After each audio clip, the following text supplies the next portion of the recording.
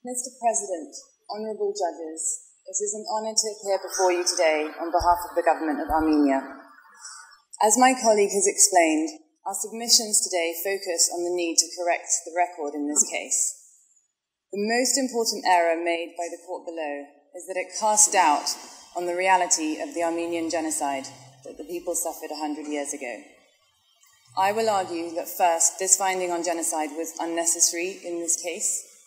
Second, that it was reached without a proper forensic process. And third, and most importantly, that it was wrong.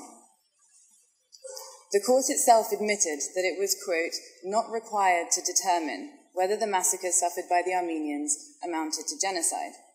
This is also the position conceded by the applicant and by the government of Turkey, and the government of Armenia agrees.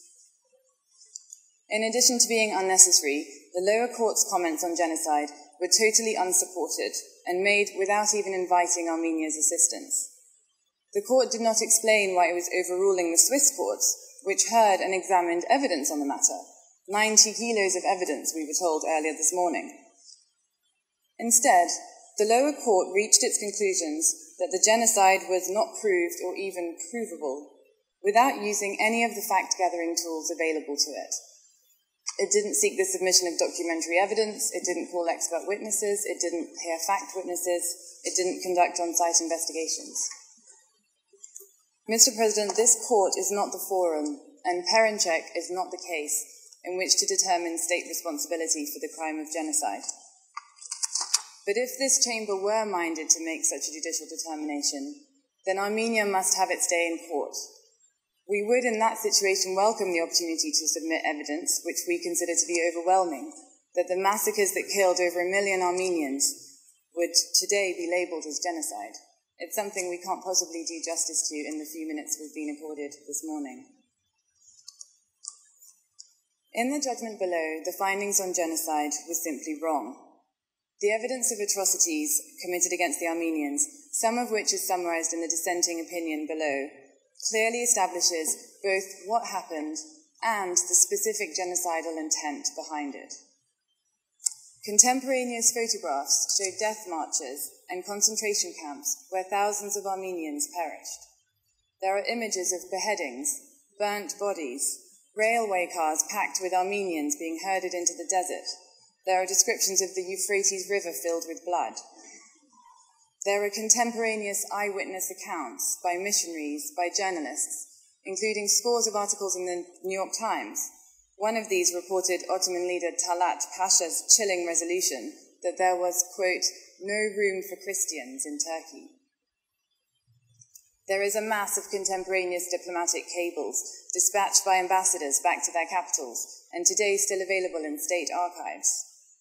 The Ottoman Empire's US ambassador Henry Morgenthau, for instance, confirmed that, quote, a campaign of race extermination is in progress against the Armenians.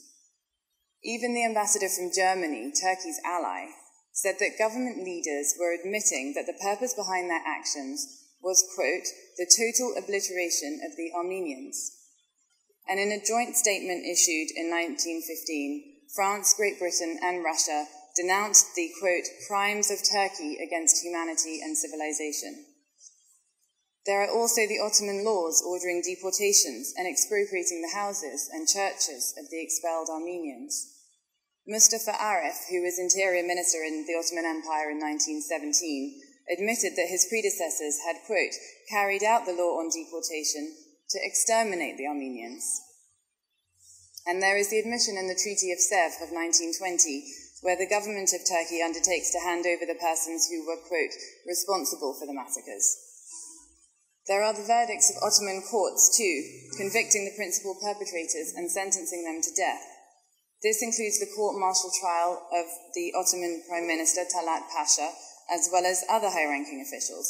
They were all convicted of mass murder rather than the crime of genocide. Mrs. Clooney, may I also draw your attention that the Armenian government has largely exhausted the time allocated, so might I ask you to conclude? I will conclude shortly, yes. Mr. President. I was just saying that the conviction was not for genocide, but that's only because the word genocide had yet to be invented at that time. This is availability of sufficient evidence was summarized in the joint concurring opinion in the court below. Mr. President, you also know that the availability of such evidence has led to the recognition of the Armenian genocide by a variety of governments, parliaments, international organizations, and national courts. I won't go into that further because we summarize it in our written submissions. But I would like to finally note that Armenia, as a third party intervening in this case, has not made submissions on the merits and is not here to argue against freedom of expression, any more than Turkey is here to defend it. This court knows very well how disgraceful Turkey's record on free expression is.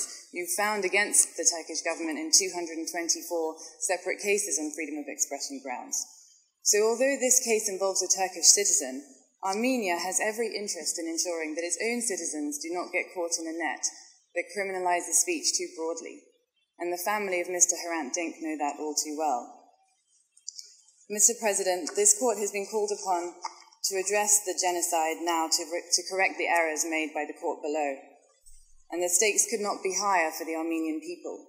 The decision you are reviewing was a serious step in the wrong direction. Perinc and his colleagues on the Talat Pasha Committee, the committee named after the principal perpetrator of the genocide and deemed by the European Parliament to be xenophobic, have celebrated the judgment in its current terms and triumphantly complained that it has solved the Armenian question once and for all.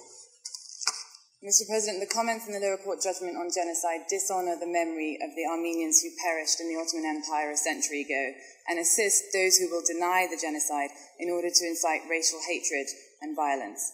We hope that the Grand Chamber will set the record straight.